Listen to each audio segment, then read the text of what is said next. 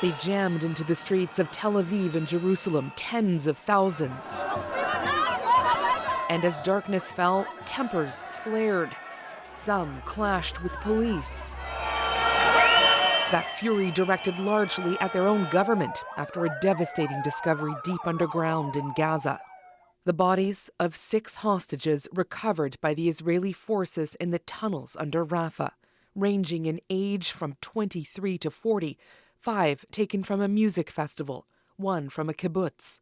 Israel says they had been recently executed, shot at close range. It was a coward act to murder them the way they did. Torontonian Mayan Shavit's cousin Carmel Gatt is among the dead. I am devastated. The family is devastated. We are broken. But we must not forget that there is 101 hostages that are the majority are still alive, but not for long. Those with families still unaccounted for, also unnerved and furious. They should have come back alive. A deal should have been struck a long time ago. Israeli Prime Minister Benjamin Netanyahu has been accused of dragging his feet on a ceasefire to preserve political power. Despite demands he addressed the nation, he instead put out a pre-recorded video statement vowing to continue the fight and hold those who killed the hostages accountable. That, as the opposition leader condemned him. Netanyahu and the death cabinet decided not to rescue the hostages, said Yair Lapid. That blood is on their hands. This marks the 11th month of war. Officials believe more than 100 hostages are still inside Gaza, 2/3 of whom are thought to be alive. In that time, more than 40,000 Palestinians also died, according to Gaza's health ministry. The Biden administration has been pushing hard for a deal between Israel and Hamas.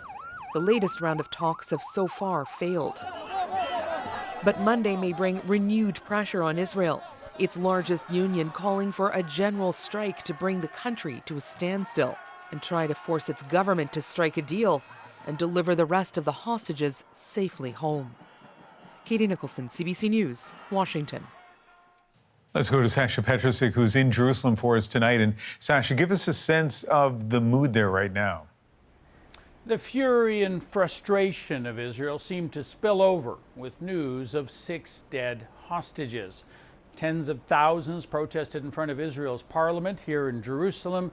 More than 200,000 blocked streets and filled the squares of Tel Aviv. But it's not just about bigger numbers. People at these protests say they feel different. Seeing more hostages dying has pushed those who showed symbolic support, perhaps waving yellow flags, to take more direct action. Union members to go on strike. Hostage families accuse Prime Minister Benjamin Netanyahu of abandonment. And now much of Israel seems to share their worry that surviving hostages, maybe 60 of them, won't get out alive. Not if political leadership keeps putting political priorities first, they say. And Sasha, what are those priorities? Well, Ian, protesters see a prime minister who's more concerned with the survival of his government. So he's listening to hardline coalition partners who insist on total victory at all costs, with no ceasefire to get in the way. Netanyahu says he wants what's best militarily.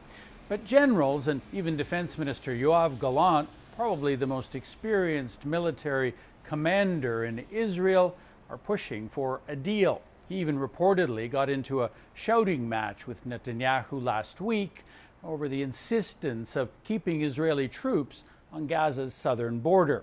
Gallant says there'll be time enough for tough military action once the hostages are out. Anything less, he says, is immoral. Ian? Sasha Petrusik in Jerusalem tonight.